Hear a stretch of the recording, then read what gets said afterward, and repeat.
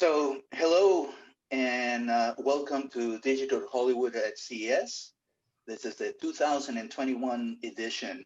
Uh, my name is Bill Newell. I'm the CEO of Sparksworks Inc.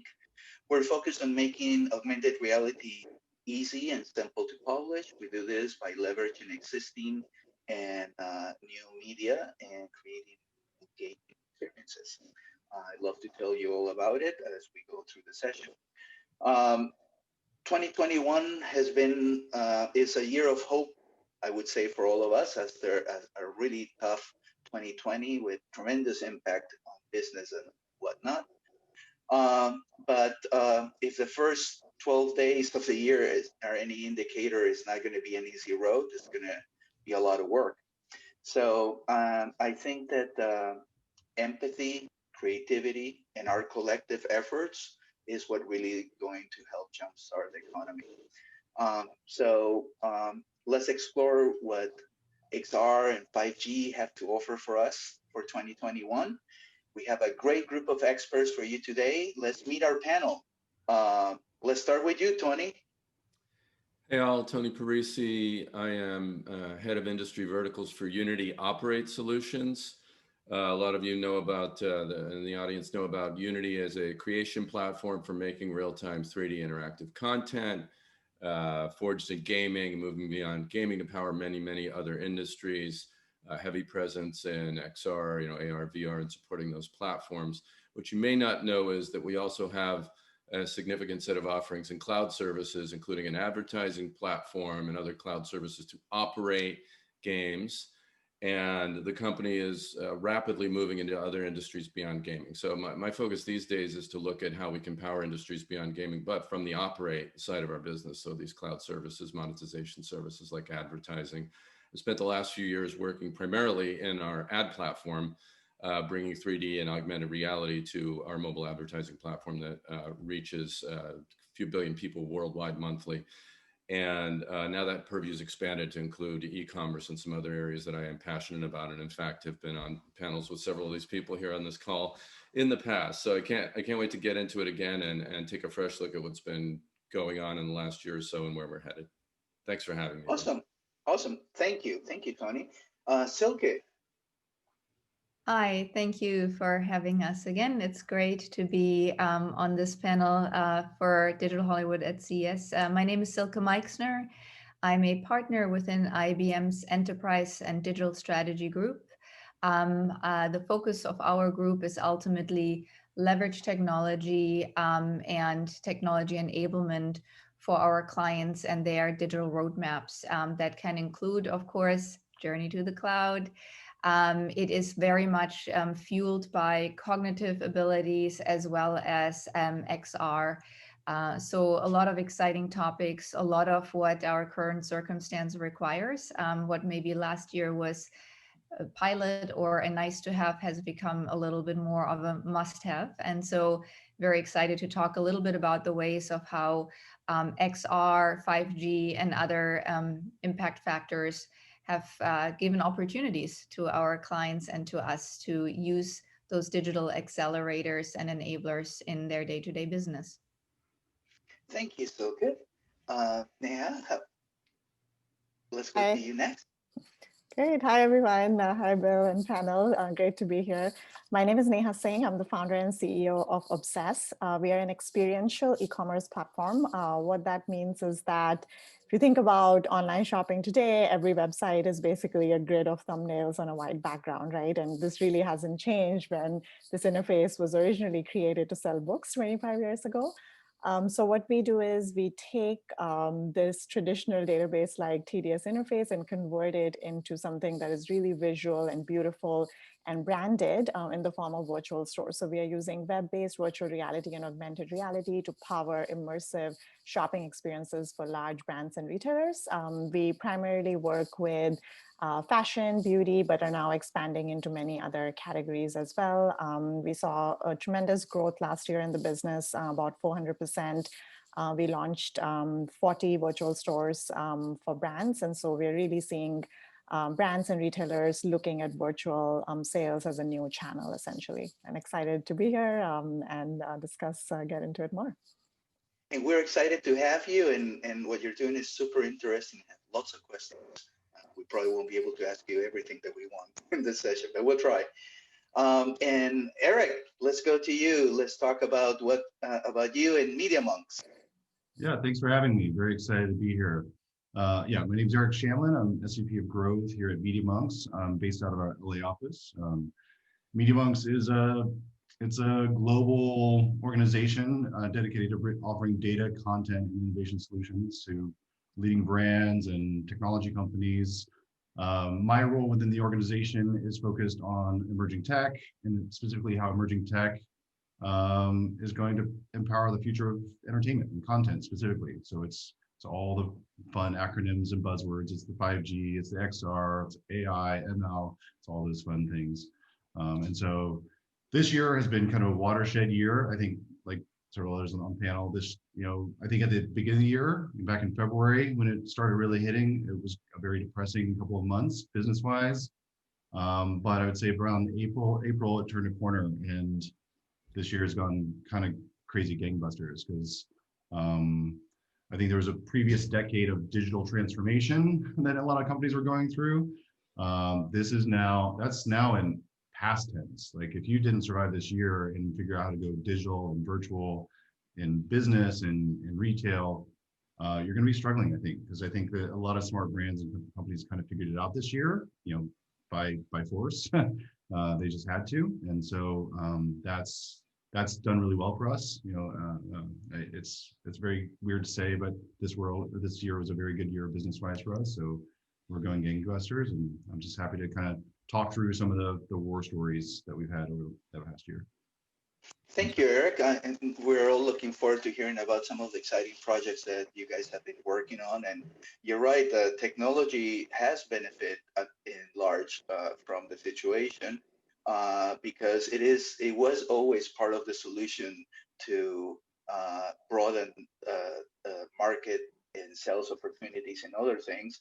But the current situation has obviously accelerated and put the exclamation mark on it. So Rafaela Camara may join us at any point. We'll welcome her if she's able to. We hope all is well with her. So let's get started.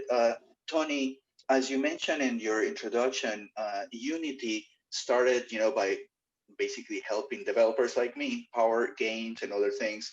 But as the years have gone by, Unity has become much more than that. And it powers many things, and it includes many solutions, not just the game engine and that kind of optimization.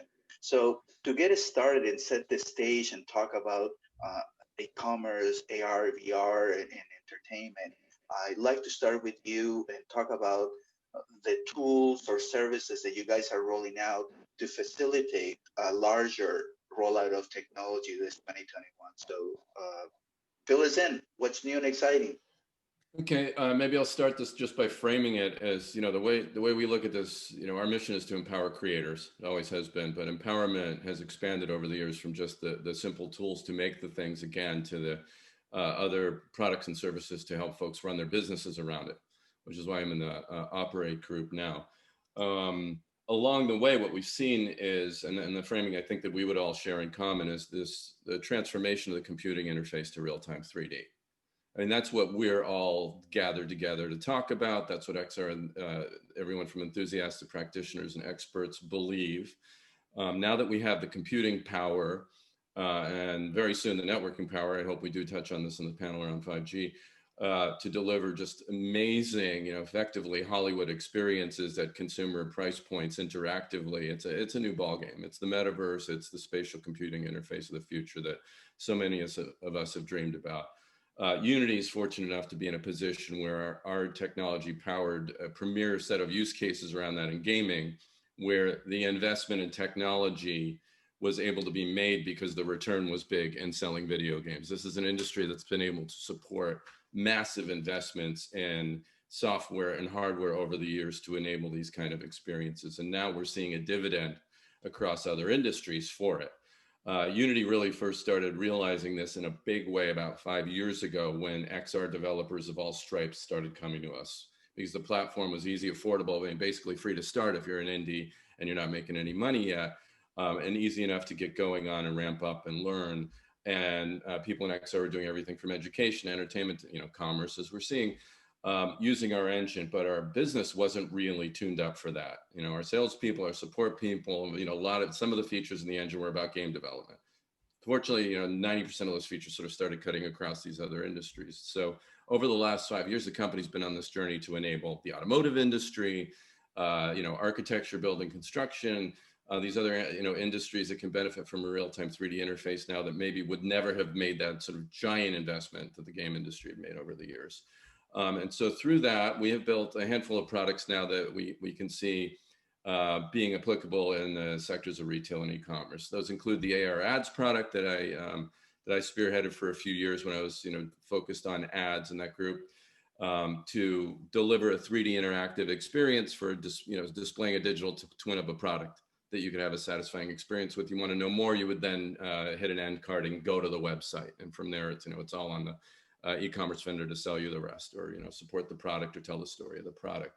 In addition to that, from our create side of our business, Unity Forma was just launched back in December. I don't know if you've heard about that yet, but it was a product that was sort of forged out of an industrial group working with the automotive industry to solve problems for them. And one of the key areas and key takeaways that group discovered was that just using interactive 3D to help tell the story of that vehicle, to market it, to sell it online, was becoming a really set of compelling use cases. So effectively, that product has now turned into a product marketing creative tool to create marketing content for anything you might want to configure, change options on. So in the case of a car, it's all about maybe adding accessories, changing colors, looking at different options on the interior. And we can extrapolate from a car to pretty much anything, a set of glasses, and changing what those things might look like, the different options on your glasses, the frames, the lens styles, and so on. And a lot of what a single product experiences in e-commerce is about changing those options. So Forma was born out of that. We have one other set of technologies, Furios, a company we acquired a little over a year ago, I think.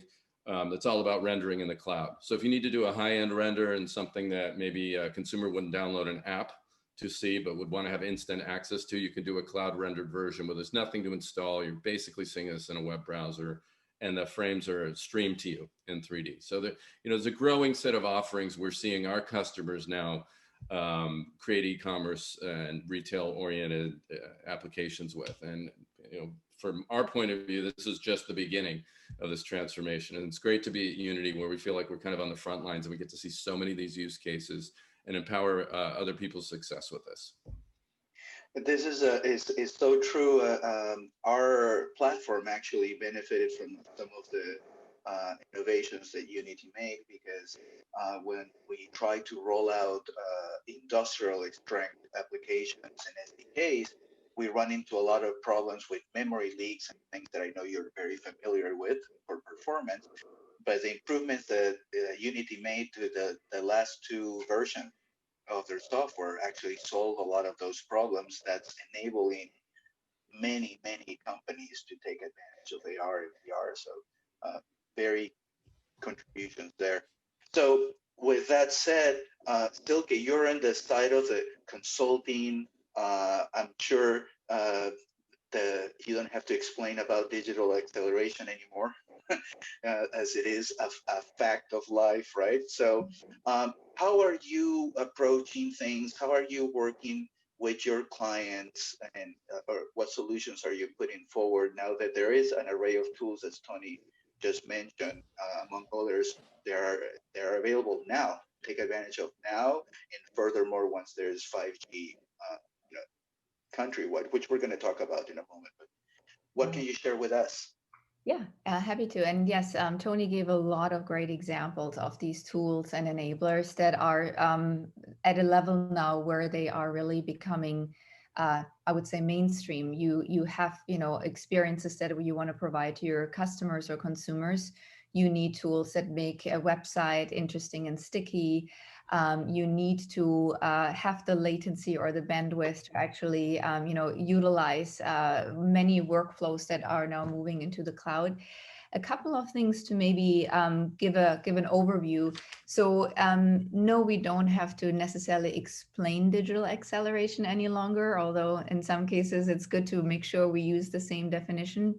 But in our case, when we consult with clients across all industries, including retail, entertainment, manufacturing, the digital roadmap and how to strategically plant those ideas or enablements becomes really important.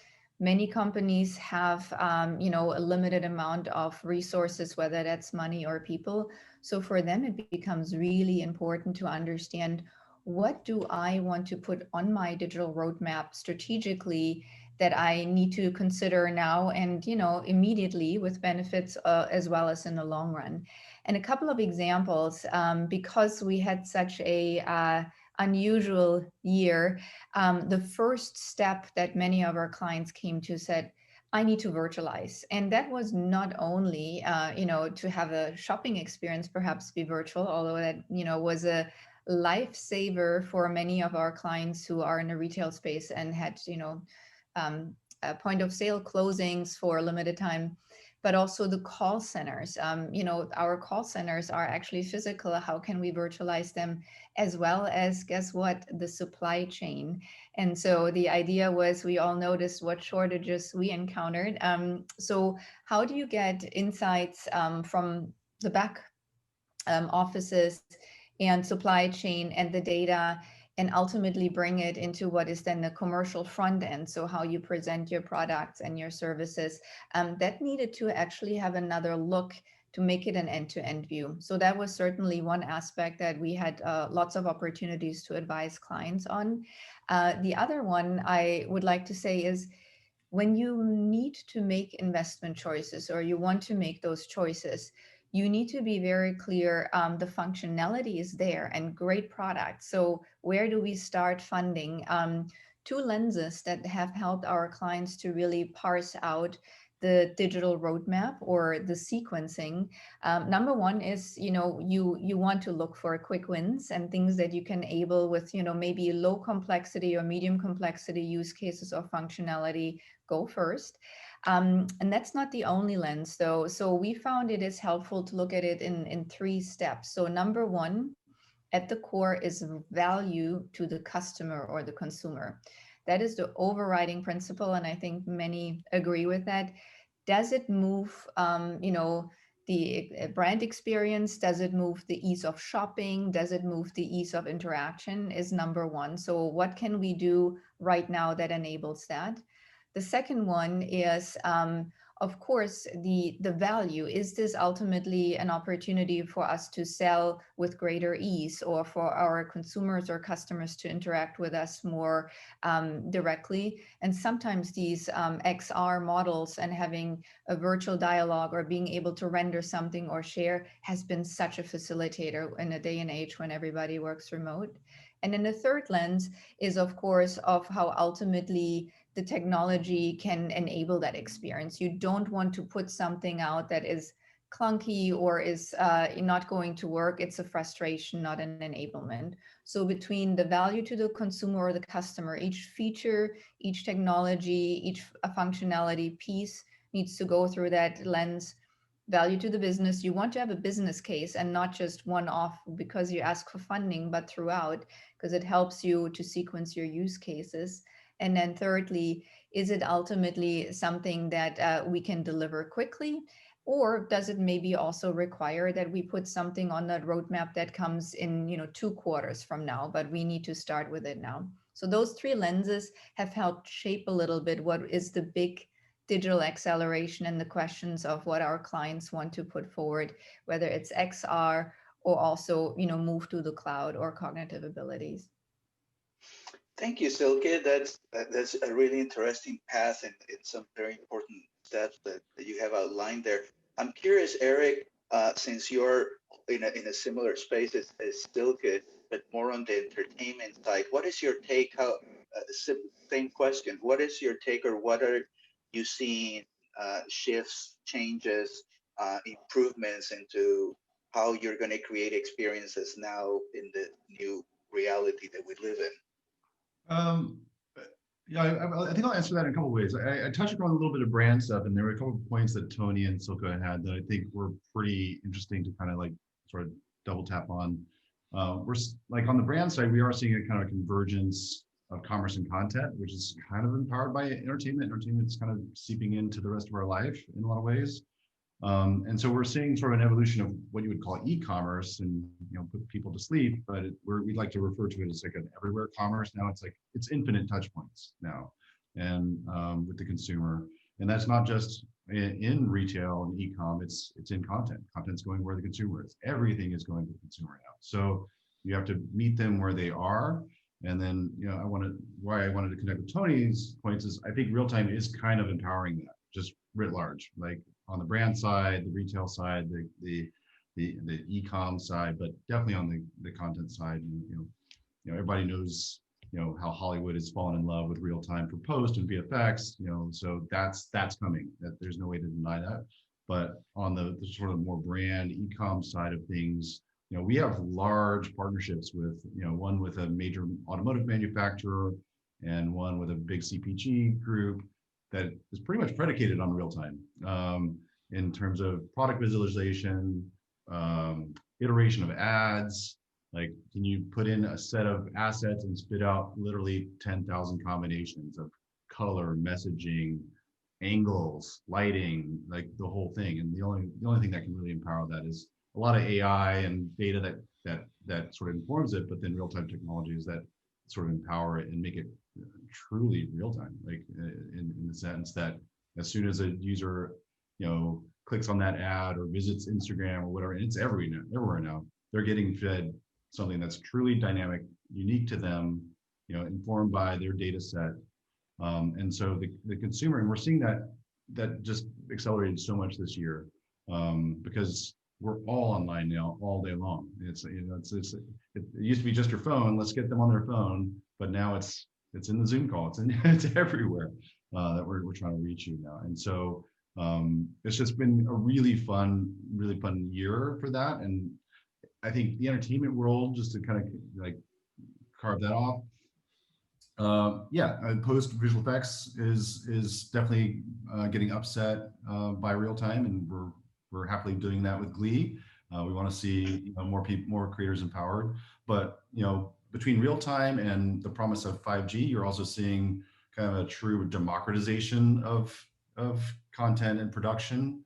You're seeing Hollywood grade visual effects and production capacity being done, in a bedroom now. Like it's really foundational, and we're going to see that kind of start to reverb across industries.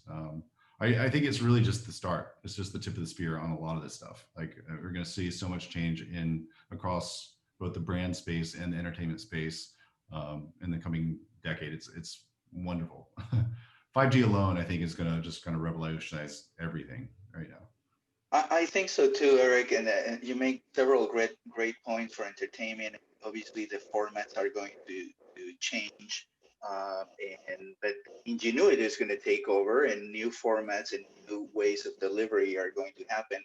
As you said, it's not just now the phone. It's like we're on the phone, we're on the computer, we're online all the time and on camera all the time, which for a lot of people is like, whoa, right? It's a new thing. So thank you. We're going to come back to that. We want to welcome Rafaela, who is able to join us. I'm glad to see you. Sorry for being a little bit late. I had the time wrong. No worries, no worries. We're happy to have you. And we lost Silke now, who had a power outage. So it's already an eventful session, but we're all having fun and sharing some great information. Come to think of it, Bill, I'd never seen Rafaela and Silke in the same place at the same time. Oh, no, just saying. We're going to have to start a rumor. Kidding.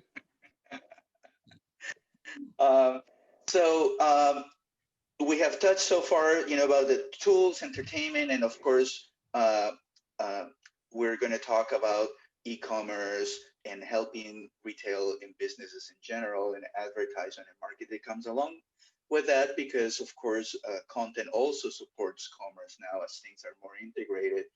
So Neha, you have been at the forefront. Your company is working on using VR and AR to help businesses.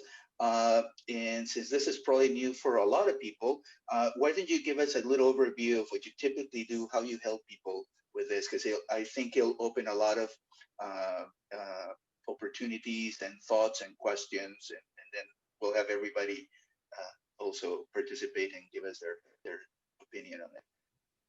Yeah, definitely. So I think if you first start thinking about it at a high level, right?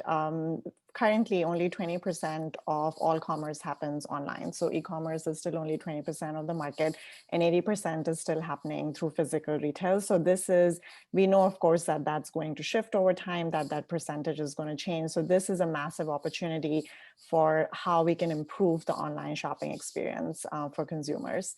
And if you think about discovery of products, that's something that's only happening today offline or on other platforms like Instagram. When you go shopping in real life, it's not just about the shopping, right? It's not just about the purchase, it's really about the experience. And that behavior is something that is missing today on retailers' own sites or on brands' own e-commerce sites.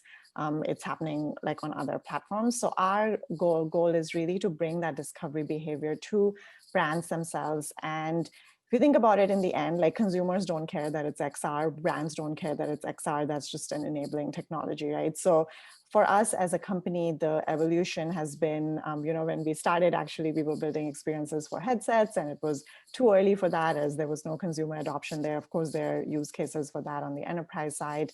And then only when we were able to make something that works seamlessly and beautifully and fast on the web without having to download an app, that's when the technology became at a point that it was very accessible to consumers. It was very accessible to brands and retailers to enable very easily. So that's kind of the starting point, which is that the goal is to bring the discovery, bring a brand experience, and then a few specific ways in which we do this, and what we really saw rising over the last year. The way that brands are using this to create discovery experiences for customers. One is that they are creating these completely digital universes online that are unique for every brand, perhaps even unique for every campaign, right? If you think about e-commerce websites, they pretty much like stay the same. Like you might change a banner between one brand to the other. The font might be different or a color might be different, but that's about it, right? But with 3D technology and with VR and AR, brands are able to create these worlds that are completely different and can be even more different than their retail stores. So this really is going to be the medium where in the future, brands are able to differentiate themselves the most, because it really then comes down to their creativity. So if you think about fashion, for example, and luxury brands, when they do fashion shows, which is or used to, I guess, before 2020, it used to be like 4 to 6 times a year, they would spend millions of dollars on a 15-minute show that a few people could attend. And then when that collection actually goes on sale 6 months later, and you go to the e-commerce website, it has no connection to what the actual inspiration was for this, season and all of that. So now brands are able to really bring all of that together and bring that inspiration, bring that unique aspect to online shopping. So that's kind of one way in which brands are using our platform. The other way is actually to just take physical retail stores and extend their reach online. So we can take like a physical retail store, make it shoppable, accessible, navigable online. So anyone, anywhere in the world can now go to any store. So I'll give sort of examples for each of them, so it's kind of more concrete. But one of our customers is Ralph Lauren. We have we have created 9 virtual stores for them so far, and creating more, but they have taken a lot of their flagship stores, each of which is beautifully designed and immaculately merchandised like every season. And now a much wider audience is able to see all that effort and really get immersed in the brand experience. So that's really a way to increase ROI on real estate investments from retailers. If you're already creating a store, you can put it online and a lot more people can see it and shop from it. Another example in sort of the first category I mentioned, we worked with Sam's Club to create a unique experience for the holidays, we basically recreated the set from a movie, and it was all decorated with Sam's Club products, and it was a really unique experience for this retailer, which something like they had never done before and something they wouldn't have been able to do in real life, and that was only possible because it was completely created with CGI and completely digital, right? And then for next season, it's going to be a totally new experience, like starting from scratch. So all of these things was something that's not, wasn't really possible before. And then the last use case I'll mention briefly is not only for consumers, but we are seeing a huge interest for wholesale buyer experiences as well, because ultimately for a lot of these brands, a huge part of the business is still wholesale. And the same way you need to impress your consumers, you also need to impress your wholesale buyers who can no longer, at least last year, weren't able to travel in person to showrooms, which has been the norm of this industry, right? So now they needed a new way. And again, the new way can be just the grid of e-commerce, but if you can provide a more immersive experience to buyers and really kind of tell the story, then we have seen really good success with actually wholesale purchase rates increasing as well with immersive experiences versus e-commerce. So those are a few of the ways that we are working with brands and retailers. But I think, as Eric said, it's really touching, the tip of the iceberg in all of these cases. There's, as brands are now starting to realize the importance of this, and they're really looking at their .com as their new flagship store. So that means like all the, investment and care and creativity that has gone into retail stores is now starting to also going to go into e-commerce, and that's why experiential is moving from retail to e-commerce. It is wonderful to hear what you're saying, and I can also share that our experience as we help retailers, although we're more focused on enhancing the in-store experience, are very similar as what you're describing, which is I feel it's really good because I feel validated when I hear other people, pushing in the same direction. And with that, let's segue to you, Rafaela. I read your article about the future of advertising, relying heavily on the power of XR. Is something that I really agree. And one of the concepts that you mentioned in your which goes a lot with what Neha and everybody else has been talking about, is the expansion of markets and possibilities. You talk about the anywhere, anytime, and the expansion of channels. So I was wondering if you can talk a little bit about that, since it goes kind of hand in hand with a lot of information that Neha has just shared with us about the virtual stores and all that. And then we'll use the rest of our time to talk to all of you guys, as we only have like 15 minutes left. But yeah, happy to. Thank you. Basically, what I was saying is that as at the end of 2019, we really thought, I know many of us have been on the same conversations for a few years now. It's a small industry, but we were really pointing at enterprise as, the big growth for XR being an enterprise, at least until 2023 or 2024, for a few more years. And I think the big surprise of 2020 instead has been really the growth of particularly mobile AR and web VR, and particularly in the commerce and advertising space. The inability to reach consumers, the inability for consumers to reach the brands or the products that they want, to be able to try them on, to see what they look like, to try to interact with them, to try to interact with salespeople, but also to try to interact with their, with their favorite bands, with their movies, whatever else it might be, has caused a much increased demand, as Neha knows, for solutions to be able to connect and provide them with that sense of impulse buy or impulse interaction that normally you get when you walk into a place, and it really makes you feel like like Neha did something for replicating the flagship store for Dior. That really makes you feel like you're there. It gives you the sense for the entire brand. Same thing with the products. So you can walk in and you can try, you can see what this bag looks like, how the shoes fit on me, or whatever else it might be. Since most likely this idea of this a little bit of the fear of being out in crowds is probably going to last a little bit longer.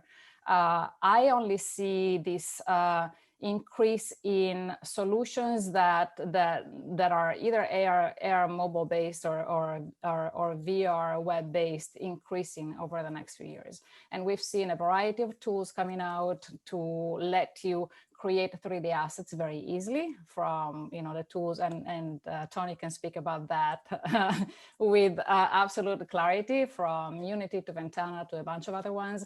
We have seen partnerships now being built between, for example, Snap and Unity to bring advertising and commerce between social media companies and gaming and tech companies and engines.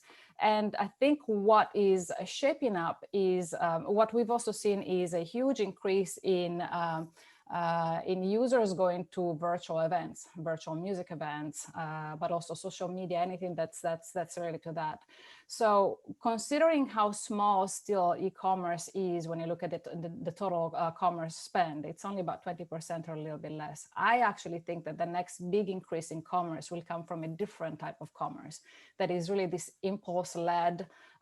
You are in a situation, you are at a specific concert, you are already watching a specific game, and you want to buy or you want to interact while you're there. So it's really themed, or it's again impulse-led or theme-led. So I see social media companies, I see gaming companies, and music venues or sports being the next really big commerce and advertising players, as long as they can integrate not only the commerce elements, which many of them already have, but this way of interacting and making it closer to consumers.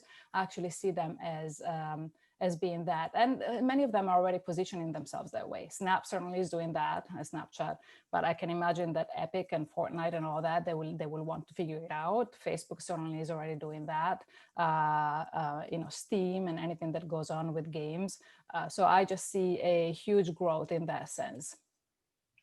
Thank you. I totally agree with that, Rafaela. And what is really interesting so far is all of you guys have talked about tools, approaches, and opportunities that are available now. So if you're a business and you're listening to this panel, there are things that you can do right now to help your retail operations, your services, engaging and contacting your users at a distance. We have about 10 minutes left on our session. So, and we have talked a lot about things that we're doing right now. So these are all things that are possible now.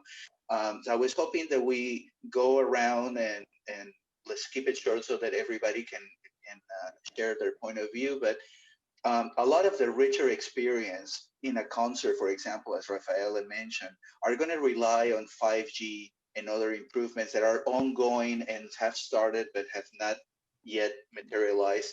And I'll start with you, Eric, or you, Tony, but I want to hear from everybody succinctly. What is the impact that you see gradually from 5G into content and the acceleration of a lot of the experiences that all of you have mentioned? After you, Eric.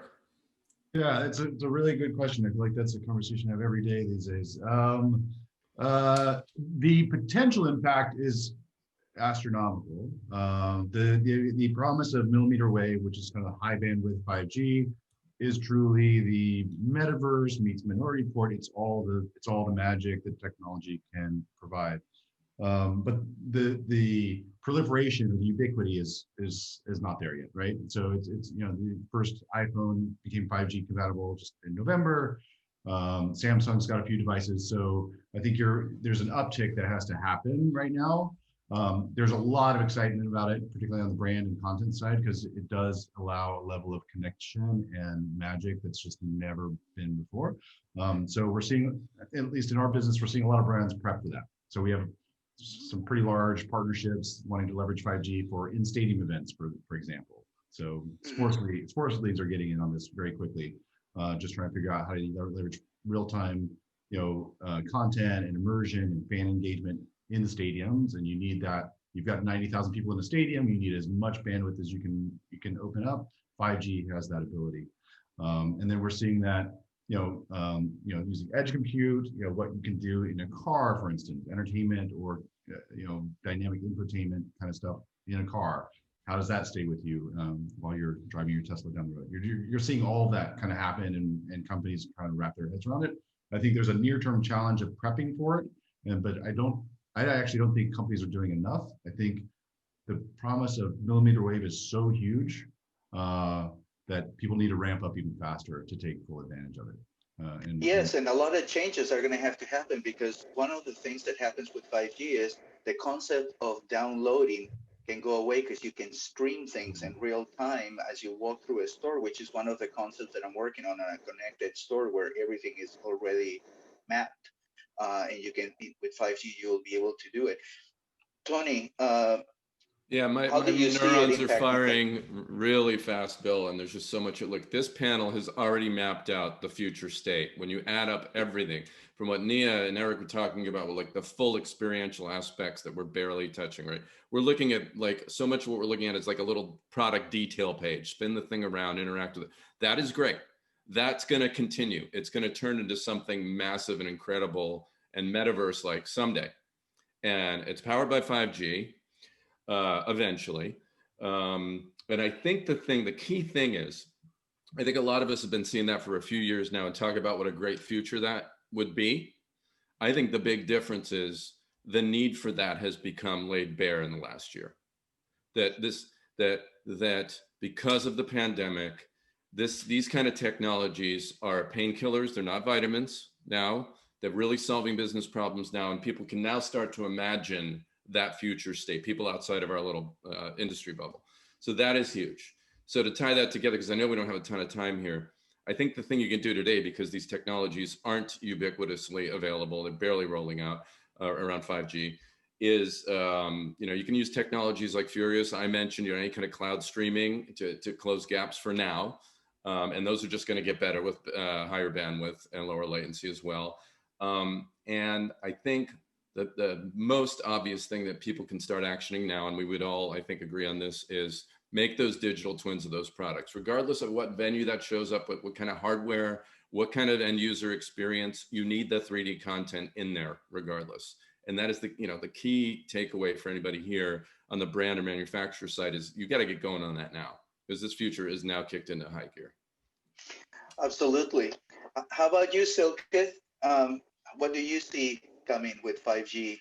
Yeah, I want to add to what Tony was saying and Eric was sharing. So we covered the experience side.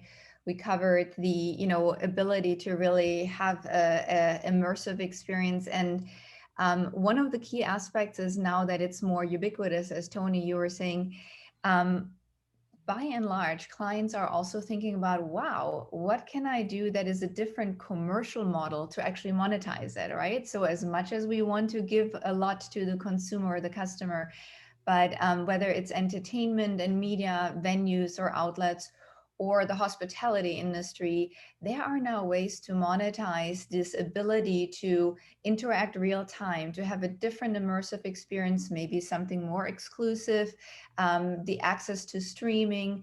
There's a lot of different commercial models that come with these new capabilities. So there's a lot of energy around structuring not only how we present us, as brands to the consumer, what technology enables it, and delivering a great experience, but also how this becomes a new way of subscribing, streaming, watching it real time, having interactions like we have this one, where you get a little extra.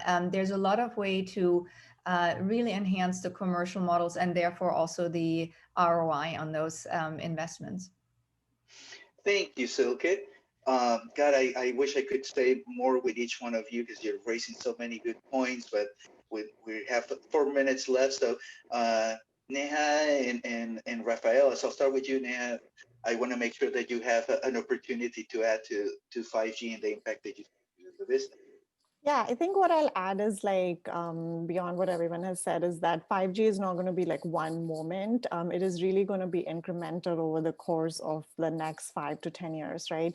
So as Eric said, only the first phone came out with some 5G capabilities. So as these devices proliferate in the market, as more and more networks carry them, as the mobile GPUs get more powerful every year, which they do, really from a practical execution standpoint, what that means is that every year, whatever experiences we are building and brands and retailers are creating can get a little bit better, right? Can get a little bit more interactive, can get faster, can get less clunky.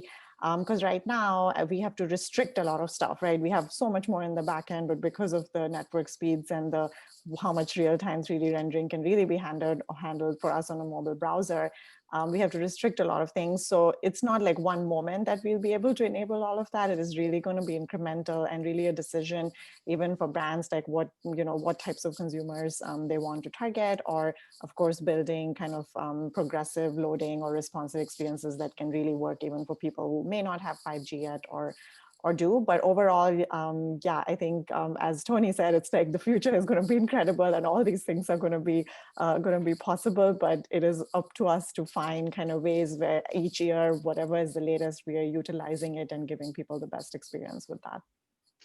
And Neha, you make a really good point that it is incremental, and it is about a balance, right? You don't want to release an experience that is super rich and nobody can see it, but three people, right? So there is a balance to be achieved. And last but not least, Rafaela, what can you add? What would you like to add to the impact that 5G and other tech is going to have on all of our efforts? I would say if you have a chance, do watch Verizon CEO keynote from, what was it, yesterday or 2 days ago. I mean, it was a beautiful way of explaining what 5G can do from the public sector, from what they're doing in the public sector with sports, with music, but also with museums. I would say, going off of what everybody else has said, but 5G is being released in different geographical areas. So you can already use it, and you can develop and push your solutions out, your experiences out in those specific situations, in those specific locales, and particularly at venues where it's going to be used directly. So use that to really figure out how to interact and how to build solutions that consumers really will respond to, so that then later you can open that up to the rest of the world and the rest of the nation.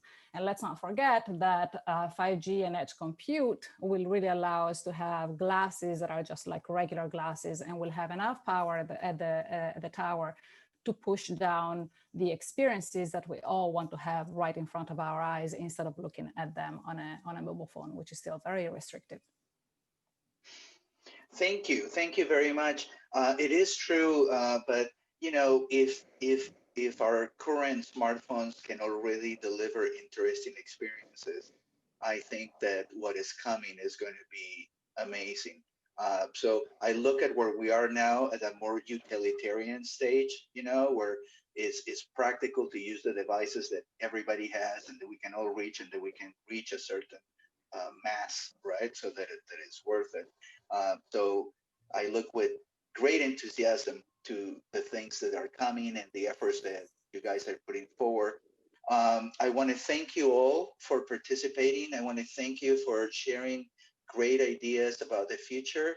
And we will be answering questions from the audience via text.